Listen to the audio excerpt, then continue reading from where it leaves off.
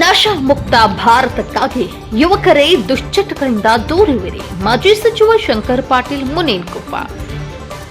ಹೌದು, ಧಾರವಾಡ ಜಿಲ್ಲೆ ಅನ್ನಿಗೇರಿಯಲ್ಲಿ ಇಂದು ದೇಶದ ಹೆಮ್ಮೆಯ ಪ್ರಧಾನಮಂತ್ರಿಗಳಾದಂತಹ ಸನ್ಮಾನ್ಯ ಶ್ರೀ ನರೇಂದ್ರ ಮೋದಿಯವರ ಜನ್ಮದಿನದ ಹಿನ್ನೆಲೆಯಲ್ಲಿ ನಗರದ ಶ್ರೀ ಅಮೃತೇಶ್ವರ ದೇವಾಲಯದ ಆವರಣದಲ್ಲಿ ಪ್ರಧಾನಿ ನರೇಂದ್ರ ಮೋದಿಯವರ 75ನೇ ಹುಟ್ಟುಹಬ್ಬದ ಅಂಗವಾಗಿ ಬಿಜೆಪಿ ತಾಲೂಕಾ ಯುವ ಮೋರ್ಚಾದ ವತಿಯಿಂದ ಆಯೋಜಿತವಾಗಿದ್ದಂತಹ ನಮೋ ಯುವ ಓಟದ ಕಾರ್ಯಕ್ರಮಕ್ಕೆ ಮಾಜಿ ಸಚಿವ ಶಂಕರ್ ಪಾಟೀಲ್ ಮುನೇನಕೊಪ್ಪ ಚಾಲನೆ ನೀಡಿ ಮಾತನಾಡಿದರು.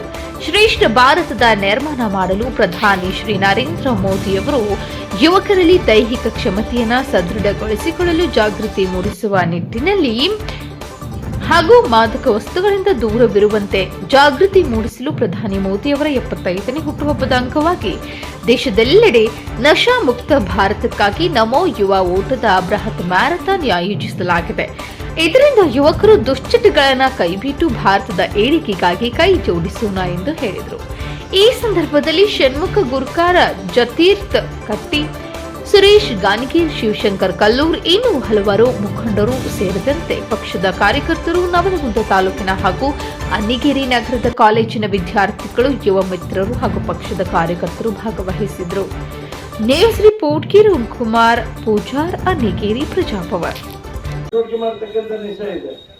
ಇವತ್ತು ಆರೋಗ್ಯವನ್ನ ಹಾಳು ಮಾಡತಕ್ಕಂಥ ನಿಶೆಯನ್ನ ನಾವು ಮಾಡಬಾರದು ಅನ್ನುವಂತ ಕಲ್ಪನೆ ಇವತ್ತು ಯಾರಾದ್ರೂ ಒಬ್ಬ ದೇಶದ ಪ್ರಧಾನಮಂತ್ರಿಗೆ ಇತ್ತು ಅಂತಂದ್ರೆ ಅದು ನಮ್ಮ ಹೆಮ್ಮೆಯ ಪ್ರಧಾನಮಂತ್ರಿ ನರೇಂದ್ರ ಮೋದಿ ಅವರು ಅಂತ ಮಾತನಾಡ್ತೇನೆ.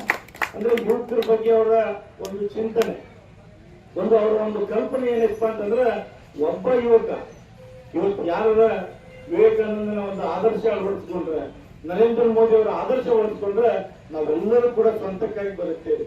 ಆದ್ರೆ ಈ ದೇಶಕ್ಕಾಗಿ ಬದುಕ್ತಕ್ಕಂಥ ಯುವಕರು ಇವತ್ತು ಇಡೀ ಪ್ರಪಂಚದಲ್ಲಿ ಏನಾರಪ್ಪ ಅಂತಂದ್ರೆ ಅದು ನಮ್ಮ ಭಾರತದಲ್ಲಿದ್ದಾರೆ ಅನ್ನುವಂತ ಮಾತನ್ನ ನಾವು ಅತ್ಯಂತ ಹೆಮ್ಮೆಯಿಂದ ಹೇಳ್ತೇವೆ. ನಮ್ಮ ಅಧ್ಯಕ್ಷ ಹೇಳಿದ್ರು ನಾನು